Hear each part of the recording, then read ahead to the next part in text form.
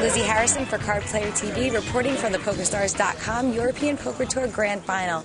Now, currently, there are only 6 players remaining at the final table, and we spoke to last year's champion, Gavin Griffin, about his picks for this year's winner. Well, I've been saying Isaac Barron from the beginning. I still think he's the pick. You know, he's going to be the guy to beat right now. He's really tough. He's got a lot of talent. He's got a lot of chips. So I kind of expect Isaac to come out on top. What do you think is the strongest aspect of Isaac's game? Everything. You know, he's an all-around player. Yeah, he plays great. I think Luca had some chips for a while, so he's going to be.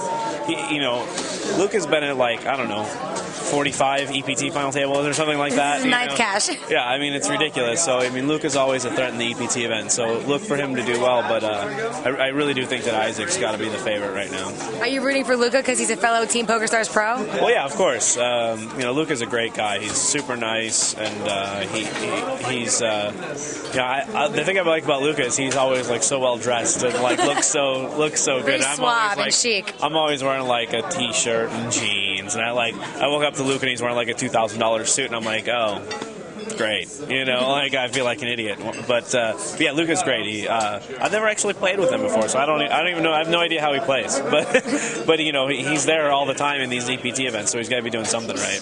Was there anyone at the final table right now that you were surprised to see make it there?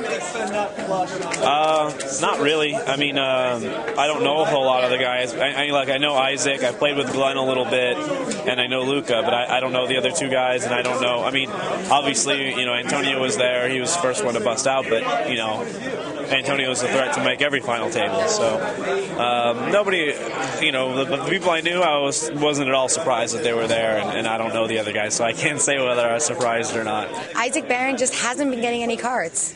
Well, I haven't really been picking up many hands. I've run into a couple unlucky situations, and so yeah, I haven't been running the best. I think I've been playing pretty well, and just kind of been bleeding off chips a little bit, but hopefully it'll turn around. Well, I saw there was one hand where Luca was the aggressor and Shorty ended up calling him down, but you had called pre-flop. What did you have that hand? I had ace-jack of spades, so I just called pre-flop. You whiffed on the flop? Whiffed the flop and just had nothing.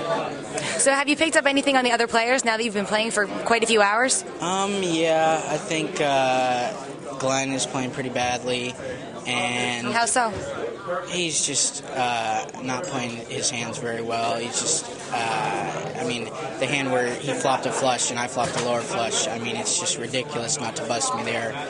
And yeah, I was surprised you didn't lose all your chips in that spot. Was it because the board paired? I mean, it was because the board paired and he checked on the flop, and I sensed a lot of strength from him. He just misplayed his hand really bad, and I got lucky. I mean, I'm really lucky that I'm still in. You're glad to still be there? Yeah, I mean, if a good player had that hand right there, I mean, I'd be bust. So I'm fortunate there. Luca Pagano has been up and down at this final table. At one point in this final table, you had a big chip lead. Then you doubled up Maxime. What happened in that hand? Well, I was raising a raise from the button with pocket jacks. You re-raise with ace king.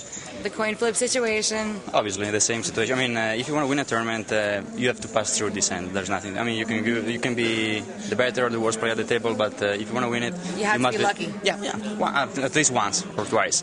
And but the important thing is that I had so many chips at the time that I still have 1.3. Still in contention. So I have the opportunity. Okay, that's very important to understand that the luck factor is really important in a tournament. But if you're able to get a lot of chips, then you can afford to lose this kind of conflict. Okay, so that's really important.